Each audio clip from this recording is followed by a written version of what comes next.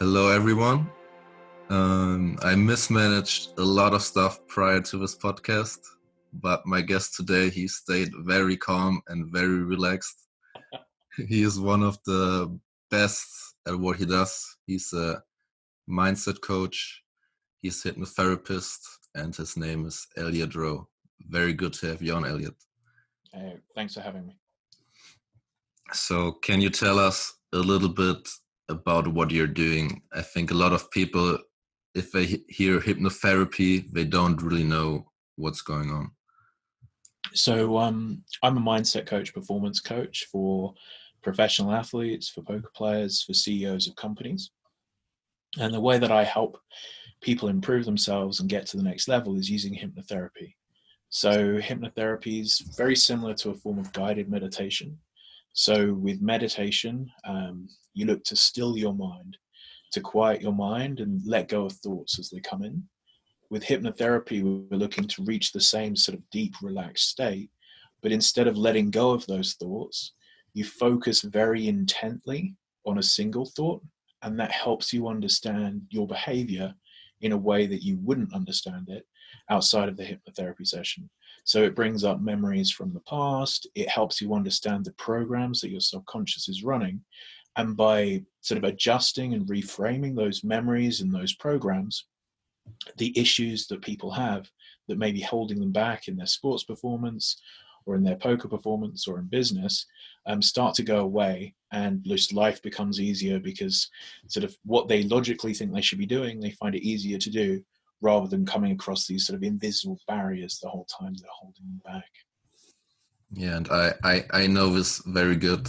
I am a very logical person, so a lot of the times I know what to do, but like I still don't do it. And I think like hypnotherapy helped me a lot, like understanding myself better or where I learned this behavior. Maybe you can tell a story. I think you have a great story how you like cured yourself. Well, I didn't cure myself. Someone else cured me. So I came to hypnotherapy initially. I came across it by chance. I had a significant fear of flying, which would mean I would basically turn down opportunities to travel long haul. So I used to be terrified of short haul traveling to Europe. I'm from England originally. And it would ruin my holidays, and I'd be scared for my entire holiday that when I was going to have to get back on the plane at the end of the week. And I had situations where I had opportunities to travel to the States and things, and I would turn it down purely because I didn't want to sit on the plane for that long.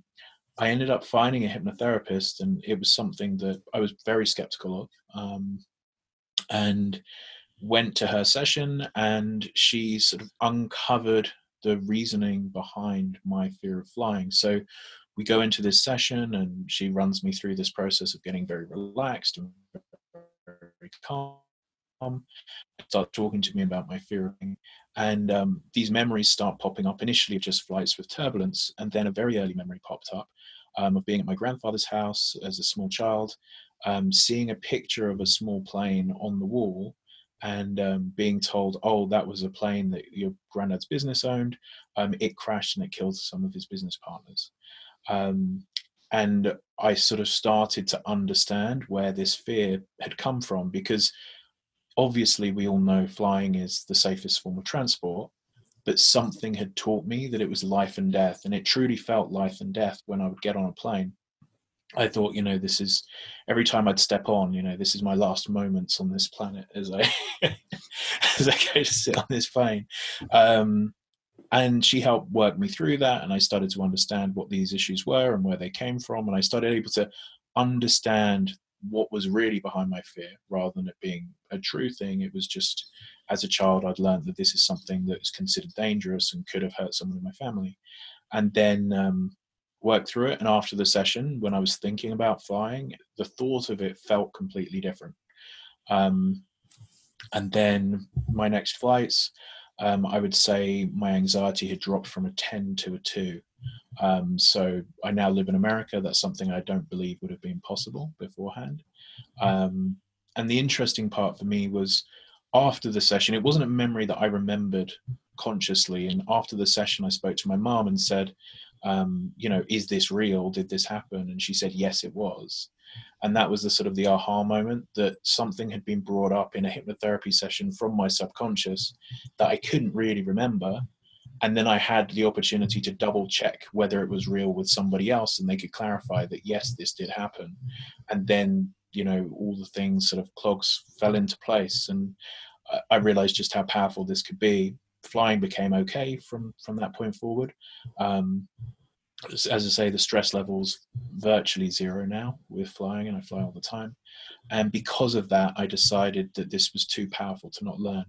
So at the time I was working in the renewable energy field, I decided to learn it, not knowing that I'd become a hypnotherapist. And then once I qualified and I started taking on part-time clients, and things just snowballed and became really successful. And in the end, I decided that this would be my career and I could help a lot of people with these sorts of techniques. So with the flying, it was only one session that made you feel better? And it is quite rare, but with the flying, for me, it was actually one session. It's not always the case. It's not always that fast. But in this instance, for me, it was literally one session, an understanding of where the fear had come from, and then a reframing of it. And it just felt like an aha moment. It was like, oh, this isn't something that's terrifying. This is something that I learned incorrectly as a child. And as soon as it became clear that it was just something I'd learned incorrectly, is just the sort of the fear felt completely different. So then you learned how to do hypnotherapy, and nowadays you work with a lot of, I know you work with a lot of the high level poker guys. How did you come to that point that you coach a lot of high performers? So it started off, I was working with some golfers locally, and one of my friends was in the poker industry. And she said, hey, if you're helping golfers, you should probably look into poker. They get really stressed. So what I did is I basically started offering free sessions for a few months to poker players just to test the concept. So I did these free sessions and I got really good feedback. And then people started recommending me to their friends and their friends and their friends. And then I started charging, and the results kept coming in. So nearly all of my clients, I think the vast majority over the 8 years or so I've been doing this, have actually come from personal recommendation. So it's usually someone's friend or somebody who knows somebody or something like that. And then I got very lucky. I had clients have extreme success. So I think the first really big thing was Brian Rast run the Super High Roller Bowl just after starting working with me. And then I was working with Fedor when he had his huge run of winning tournaments. And then I worked with Scott Blumstein for winning the main event. And there were a lot of things in between those as well. A lot of guys had a lot of online success, but sort of the more big wins people getting, the more people would talk about me and recommend me to more friends. And it just meant that a lot of high profile players in the world have reached out and been working with me over the years. So that was from the poker side.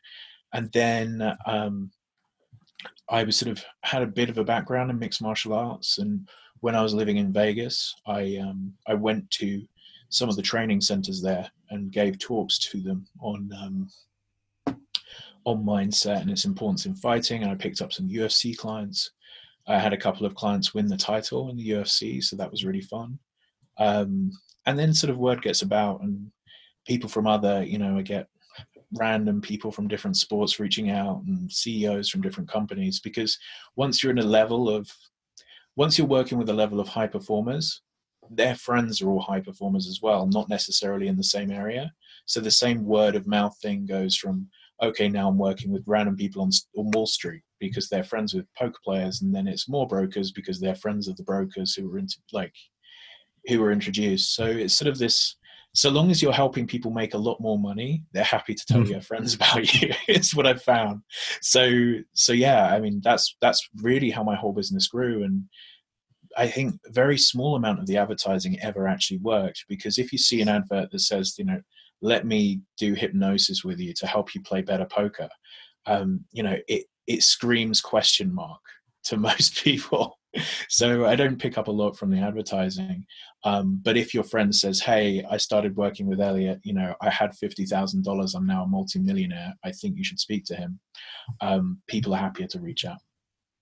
Yeah, that's the way I learned about you. Like when Fedor had his success, I knew he was working with you, so I got in contact with you. So yeah, thank you, Fedor. I think he doesn't know. So do you have a field where you would really like to work in where you haven't worked yet? Not desperately. I'm really enjoying at the moment working with CEOs of companies. So right now, that's where the most fun is coming from my side. In terms of field, I mean, I've been lucky. I've worked with a lot of the stuff I wanted to. From my younger years, I always wanted to be involved with the UFC, and I sort of had that and have crossed that one off. But it's really, what I'm realizing is if I get involved with people in big companies, CEOs of companies, the impact that I can have as an individual is multiplied. So if I work with one person on quitting smoking, it's great that I've helped that one person quit smoking, but I'm only having an impact on an individual. If I work with a CEO whose company is huge, especially if it's a company that has some sort of positivity they're bringing to the world, if I can improve that CEO by a small percentage, that can actually impact vastly more people. And that's what I'm personally enjoying most at the moment, is sort of helping very high performers in businesses upgrade themselves. Like, they're not going to have a 50% increase, because the reality is they're already super high performers. But, if we can take them from 95% to 97%, that's actually an extraordinary difference. And that's been a lot of fun for me recently. So at the moment, that's really where I get that's the most exciting part of my day. Okay. So I used to play a lot of poker, and like when people hear I play poker, they always think it's like it's a dream job, but it's also a tough job. Yeah. And they think it's it's easy, and it's kind of easy. Like I like to do the easy things. I play cards and I talk to people now. But you have worked with I guess hundreds or a lot of poker players. Like, what are the common issues or worries, or what are the poker players struggling with usually? I mean, it varies, obviously. Entitlement is huge.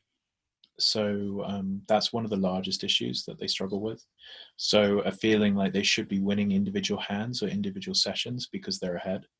And that then causing bitterness that they're struggling with. So it's usually when the poker player doesn't understand they're playing a very long-term game. The way that I describe it is, poker played correctly isn't chess, it's running a casino. And the problem is want it to be chess. So they want the person who's the best at the table to win. They believe that if they're the best, they sit down and they win that day. And that's just not the reality of how the game works. So a lot of it's about re-educating people as to what being a good poker player means, and the sort of time scale that they need to be playing for in order to actually see the return on investment. So that's a big one. Getting people to study is always procrastination in poker players. It's always a fun one. That comes up an awful lot. I guess obviously there's the general tilt issues, dealing with bad beats, those sorts of things. And then there's also some sort of paranoia that, I mean, I've been around this for 8 years now, 7 or 8 years. And, every year, a large number of my clients have sort of said, this is the last year that poker's going to be here. I'm terrified it's disappearing. And, They said that when I started 10 years ago. Yeah, exactly. And I think that's actually one of the themes that I see with clients, is this, every single year we have these same conversations of, this is the last year it's going to exist. And I've had a lot of guys who they've made more money in more recent years than they were making in times that were considered easier. So it's interesting to watch, and it's definitely something that plays on poker players' minds, and it's something that comes up as a theme, as like the game's dead, the sky is falling, all of these things. Whereas the reality of it is, if you look hard enough, there's always a poker game where there's money. There just is. But you might have to switch websites. You might have to go to a different town, a different casino. But there is always somewhere where there's great money to be made in poker. Yeah, I remember, I think it was 2 or 3 years ago. I was sitting next to Linus, like the people who don't play poker, his screen name is Linus Love, and he's arguably the best online poker player at the moment. And I was sitting next to him, and he was moving up the ranks, and he was taking a shot at a higher limit. And I think he played for 1 hour, and he just got absolutely crushed. I think he lost like every pot, every all-in. He lost over 10 buy-ins. And after this session, he goes through his through the hands he played, and he's like, yeah, I think I played this one good. And he was just very happy how he played, and that was one of the sickest things I've ever seen. Yeah, and that's a professional. That is if you can be focused on the way that you've played rather than the results of the session, like that's the edge. That's the thing that allows people to become the very best in the world rather than become, just make a profit. Yeah. I think you worked with a lot of different people who are in different stages. What do you think are the difference between like the best, the mediocre, the bad? So I guess if we start with the people who are at the very top of the game, you see quite a lot of thought going into sort of constant optimization. So if you want to stay ahead of the curve, you have to be aware of exactly what's happening throughout the rest of the market and always be doing better than your competitors. So most of the very high stakes players I work with, they're looking for every tiny edge that's available. So they have a personal trainer, they're doing yoga. Oftentimes they have a personal chef making them the healthiest food that they can possibly eat. They have a meditation practice. They have a morning routine. They're literally ticking off every single box that may potentially give them an edge over their competition. And then when they're looking at their game, there's a lot of them are slightly more open-minded as to whether they've made mistakes or as to whether something might be good that someone else is doing, rather than just say, oh, they're terrible. And then sort of the next level down, where people are making good profit, but they haven't quite broken into that sort of the highest echelon, that's more likely when I hear them criticizing other players more. So they're more likely the ones who are defending their egos a bit more and saying, hey, oh, he's terrible. How did he possibly make that? He's wrong. Rather than being slightly more open-minded to the way that they may just have a different strategy. They might be working on something else. And then we see that sort of drop down in terms of, they might be doing exercise, but perhaps they're not working with a personal trainer. It's not quite so structured. Their diet might be solid, but it's not absolutely, top 99 percentile. Moving down another level still, we get the people who are semi-delusional. They believe that they know what they're doing, and they don't believe they need to study. So it is possible to be break even or slightly profitable if you're in the right games with that mindset, but they never progress. So they may be NL 100, but they just have a limited chance of ever progressing past that because they believe they know how poker should be played, and they're not interested in basically expanding their knowledge. And then obviously you have the people who are sort of gamblers, which is probably 95% of the market are losers. So you have everyone below that level who's just donating to the websites and to the professional players, and they're sort of seeing it as chess. They're seeing it as hand by hand game, hour by hour, rather than as a long-term grind to make profit. And they're clicking buttons. So, they're the different stages really that I see. And yeah, I think we've seen all like the people who are very talented, and then the people who are kind of like have the little bit of talent, but they work so hard and optimize everything. Yeah, they win in the long term. One question about what I've been struggling with is social media, and for example Instagram. Just it's so easy nowadays to look at your phone. And what I already did, like I bought a new iPhone, and I kept my old iPhone, and I had one work phone and one just hangout fun phone. But even on my fun phone, I deleted the Instagram app because it was so easy to get stuck, and it takes all your attention span away. So what is your advice with distractions, phones? Obviously, it depends what you're doing. If you are a poker player, have your phone turned off when you play. Just full stop. It's such an easy way of gaining an edge over your opponents. So we're in the level of the game where technically quite a lot of people are relatively close together. And you've got to be looking at what are the small things I can do that my opponents might not be willing to do that gives me an advantage over them.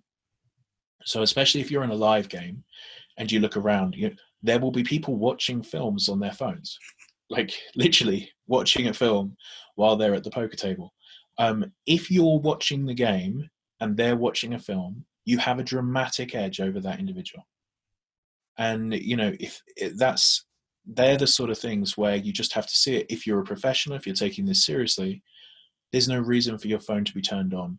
If you have your wife and children at home and you need an emergency line, have a burner phone, or like you have a work phone where the people who would need to get hold of you have the number and there's nothing else on there. So, old school flip phones are the best, literally just no access to anything but an emergency phone call. So that's one part of it. I think with the things that Apple have put on the phones now, where you can actually limit the amount of time you spend on each app. So a lot of people are having success actually saying, I only want to have access 1 hour a day to social media. And they're using the tools, the functionality of the phone to do that. And then just try and immerse yourself in things that are interesting enough that you don't want to be looking at your phone.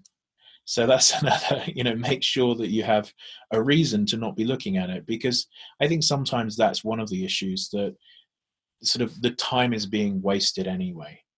So it's sort of misdirected time. I think when people have firm schedules, like let's say, again, if we just stay on poker, you have a study session booked in and it just says study. More likely than not, you don't know exactly what you're going to study. You're going to waste a lot of time at the beginning, and there's a chance you're going to get distracted by social media as just an excuse to not have to think about it. If you have a study session saying hand history review of Sunday, the 28th of February, I want to be looking at 3-bet pots, then it's more likely you're actually going to focus on exactly those things, and you're going to lock yourself into it and then be less interested in the social media stuff. So sort of the more you can specifically schedule your time and sort of focus your time on a specific task, the more likely that you won't get distracted by the distractions that are around us all the time. Does that make sense? Yeah, I think so. If I have a firm schedule, it's tough to look at the phone. But oftentimes, like as a poker player, you have so much freedom, so it's very easy to kind of take a break, look at your phone, and then it's already half an hour, and then your brain doesn't feel good. Yeah, because you just wasted that energy. And one more question on kind of relaxation. So let's say I work 5 or 6 days a week. What do you recommend to do or how do you how do you schedule your relaxation, recharging days? Okay, so one, it's key that you actually have that scheduled in. So I think it's very important, and plus EV for players to actually say, I have X day off, at least one day off a week, and actually know the day that you're taking off. One, it stops you playing until you've actually burnt out. So rather than play until you burn out, then take a day off, we want to stop the burnout actually happening. The second reason it's good is because you can actually plan things with your friends, and your friends and family will start to learn when your days off are, and you keep your social life. Whereas if you're doing it randomly, it's quite easy to lose your social life. Um, I always think sports and separate hobbies are good.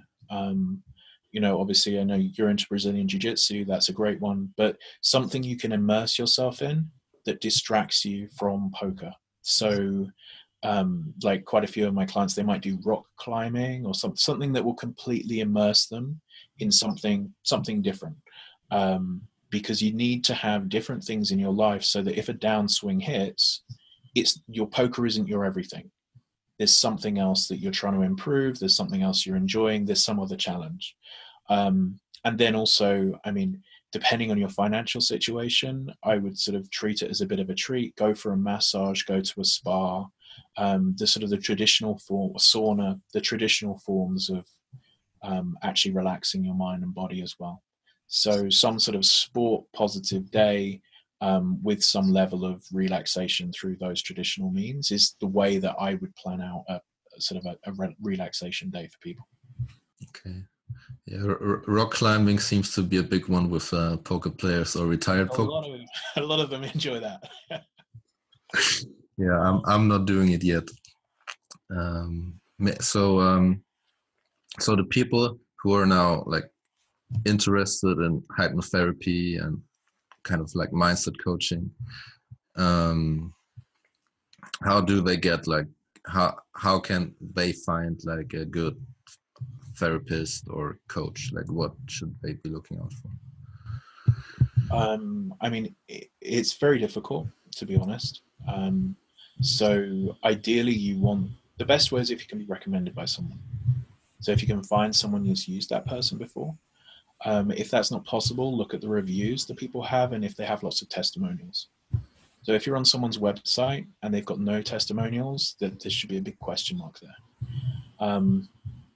I would, if it's specifically for poker, there's myself in the industry. Realistically, it's only really high stakes and nosebleed players. Just realistically, that's what makes sense. There's another guy called Dan Heskett who works in poker. And he would be much more sensible for players if they're playing, anything from sort of 200 NL upwards. So the vast majority of players, he would be the right option for them, I would think. The issue that poker players have when they seek any form of therapy is trying to find a therapist, and make sure that you talk about this in your first session with them, who isn't trying to stop you playing poker because they believe it's gambling. And this is something that it comes up a lot when guys have gone to other therapists and they say, I went there to try and resolve my entitlement issue or my tilt issue, but the whole time the therapist was trying to convince me that poker was gambling and I should just quit my job. And, you need to make sure they have an understanding that you are the casino rather than the gambler, looking for help with mindset issues rather than help to quit poker. And it's really important that you find someone who understands that and you sort of set that out in those initial sessions. So, there are thousands of therapists and hypnotherapists who will be capable of helping you very well, but make sure when you have your initial consultation that they have an understanding of gambling as a professional and that they're not locked into this idea of, hey, I'm going to make this guy quit, I'm going to help his life, when in reality they might be causing you a lot of damage. So just make sure you have those. Almost everyone in the industry will offer free consultations, so just make sure you do that free consultation, talk about what you're doing as a professional, and just get a sense of that therapist's comfort level with helping you to become a better poker player, rather than seeing you as some sort of degen gambler who it's their duty to help you quit. Okay, thank you, Elliot, for answering all my questions today.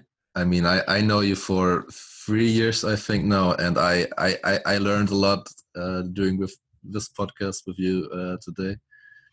So the people who don't know you yet, like you have a podcast, like maybe you can say Yeah. where people can find you. So I have a podcast. Well, I have two podcasts. I have a poker one, The Mindset Advantage. So check that one out. That's almost always just high-level professional poker players we're talking to. And then I have one for just optimization and performance called the A-Game Advantage podcast. And there we bring on top performers in different industries, top coaches, sort of a Tim Ferriss style show. So check out those. And then my website is elliotroe.com. There's information about me and my services. As I say, sort of the reality is if you're a poker player, mainly it's high stakes nosebleed players I'm working with. If you're interested in hypnotherapy, check out Dan Heskett. You can search him on the internet if you're not playing those stakes. Okay, awesome, Elliot. I thank you so much for doing the podcast, for taking the time. No problem at all. Wonderful to see you. And I'll catch you soon. Thank you for listening, everyone, and goodbye.